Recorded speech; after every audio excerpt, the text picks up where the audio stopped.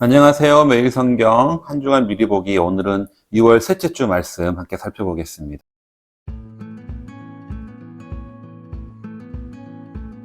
2월 13일 월요일부터 한 주간의 말씀은 마태복음 10장 34절부터 12장 30절까지입니다. 지난 영상에서 마태복음 10장은 예수님의 제자들을 전도여행을 위해 파송하시기 전에 제자 파송 설교라고 말씀을 드렸습니다. 그 이후에 제자들은 실제로 전도여행을 다녀오거든요.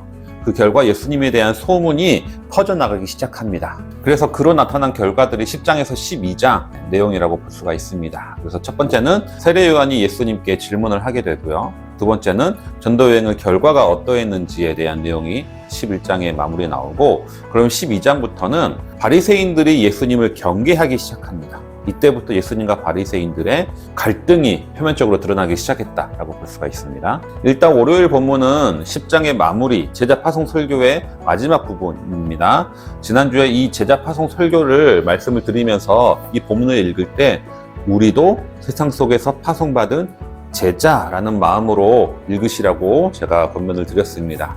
10장 34절 이후의 본문은 두 가지 주제의 말씀이 있습니다. 첫 번째는 제자로서의 삶은 세상과 갈등하는 삶이라는 것입니다.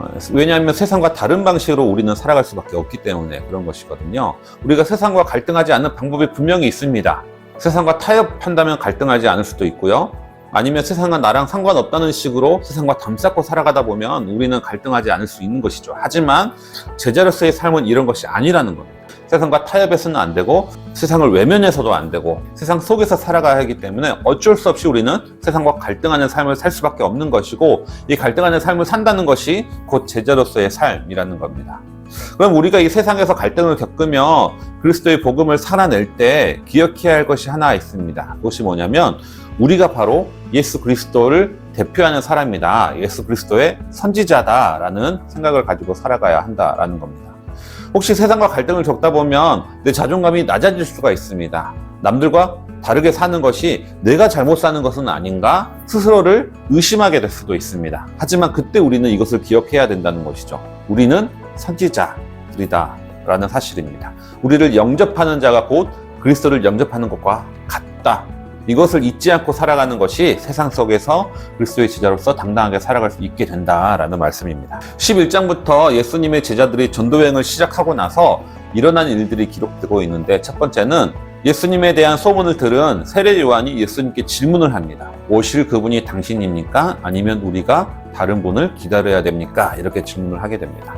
이때 세례 요한의 상황은 감옥에 갇혀 있을 때입니다. 당시 헤롯이 동생의 부인인 헤로디아와 결혼을 했는데 이것에 대해서 비판을 했거든요. 그리고 그 때문에 그는 감옥에 갇히고 그 죽음 앞에서 이 질문을 예수님께 던지는 것이죠. 그때 예수님은 그래, 내가 메시아다 이렇게 시원하게 대답하지 않으십니다. 대신에 예수님이 행한 일에 대해서 말씀을 하시는 거죠. 병자가 고침을 받았다, 죽은 자가 다시 살아났다, 그리고 가난한 자에게 복음이 전파됐다. 예수님의 이 대답을 통해서 우리는 알 수가 있습니다. 다른 사람에게 나를 증명하는 가장 좋은 방법이 뭐냐? 말로 이렇게 설명하는 것이 아니라 살아가는 삶의 모습으로 내가 어떤 사람인지를 보여줄 수 있어야 된다라는 것입니다. 우리가 어떻게 살아가느냐가 우리가 예수님의 제자라는 것을 드러내는 방법이라는 겁니다. 아무리 말로 이렇게 떠들어대봤자 의미가 없다라는 것이죠. 이와 함께 예수님은 자신의 죽음 앞에서 의심의 질문을 던졌던 세례 요한에게 그의 삶이 의미 있는 삶이다라는 것을 알려줍니다. 세례 요한은 평생토록 예수님을 준비하는 삶을 살았거든요. 오실 그분이 당신입니까? 라는 질문은 나의 삶이 의미 있는 삶이었습니까? 라는 질문과 똑같습니다. 이에 대해서 예수님이 대답해 주는 것이죠. 구약에서 예언된 엘리야가 있는데 그게 바로 세례 요한이다. 너는 의미 있는 삶을 살았다 라고 예수님이 말씀해 주시는 겁니다. 세례 요한이야말로 새로운 시대를 준비하는 마지막 선지자였다 라고 의미를 부여해 주는 것이죠. 예수님은 우리의 삶에 의미를 부여해 주시는 분이십니다. 두 번째는 예수님의 전도여행의 결과입니다. 그 결과 예수님의 기적을 많이 행하셨던 그 동네가 오히려 회개를 거부하는 그 결과를 나타나게 됩니다. 예수님의 복음은 지혜롭고 슬기로운 자에게 숨겨지게 되고 오히려 어린아이와 같은 자에게 나타나게 된다라는 것이죠. 내가 기적을 체험하게 되고 복을 받게 되면 예수님을 더 잘 믿게 될 수 있지 않을까? 내 기도가 응답받게 되면 더 잘 믿게 되지 않을까? 하지만 이것이 그리스도를 향한 내 믿음을 깊어지게 만드는 것이 아니라는 거죠. 12장부터는 이제 예수님과 바리새인과의 갈등이 본격적으로 시작됩니다. 아마도 제자들의 전도여행을 통해서 예수님의 인지도가 올라갔고요. 그에 따라서 바리새인들이 예수님을 주목하게 되었기 때문인 것이죠. 그리고 그 갈등의 시작은 안식일법에 있게 됩니다.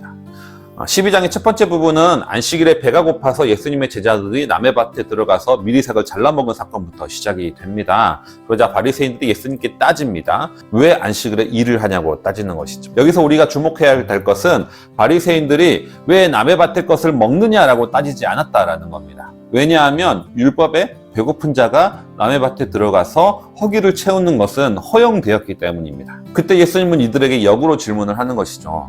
다윗도 배가 고플 때 제사장만 먹어야 되는 진설병을 먹지 않았느냐. 대체 예수님은 왜 이 질문을 바리새인들에게 던질까요?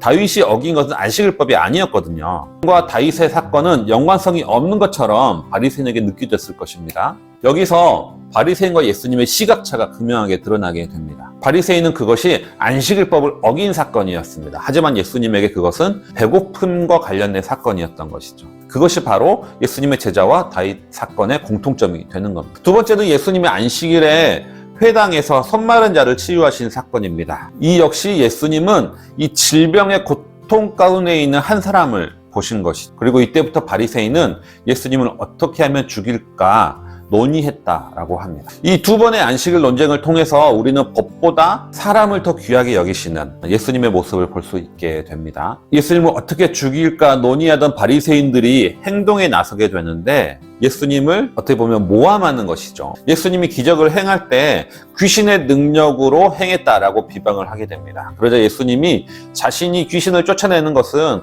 오히려 하나님의 나라가 이미 임하였음을 가시적으로 보여주는 것이다 라고 대답을 하는 것이죠. 어떻게 귀신이 귀신끼리 서로 싸울 수 있겠느냐. 하나님의 나라가 임하였음을 보여주는 것이다. 네, 다음 주 본문은 여기까지입니다. 다음 주 본문의 시작은 예수님이 제자들에게 하나님 나라를 살아가는 자는, 예수님의 제자로서의 삶을 사는 자는 오히려 세상과 갈등하게 된다라는 말씀으로 시작을 했습니다. 근데 본문의 마지막에서는 예수님 자신이 바리새인들과 함께 갈등하는 것으로 본문이 마무리가 됩니다. 세상이라는 것은 단순히 교회 밖에 있는 상황을 말씀하는 것이 아닙니다. 하나님의 나라, 하나님의 뜻과 어긋나는 사람이 세상인 겁니다. 그리고 그 세상은 교회 안에 있을 수도 있는 것이죠. 바리새인들처럼 말입니다.